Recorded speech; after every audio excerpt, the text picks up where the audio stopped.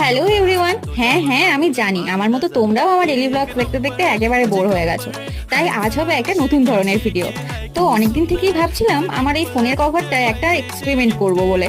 আমার কাছে আছে এই দুটো ফেব্রিক কালার, যেটা আমি রাধারানীর শুট যখন করেছিলাম তখন ইউজ করেছিলাম। অনেক ভয়ে আছি কেমন হবে জানি না, তারপর বুকে সাহস নিয়ে বললাম হ্যাঁ আমি পারবো। তো প্রথমে একটা A4 পেজ নিয়ে তার উপর ফোনের কভারটা বসিয়ে অর্ডার করে নিতে হবে। তারপর লাইন থেকে একটু বেশি জায়গা নিয়ে কেটে নিলাম। কি ডিজাইন করব ভাবতে ভাবতে মাথায় এলো 100% লাভ করলে কেমন হয়। তো যেমন ভাবা তেমন কাজ।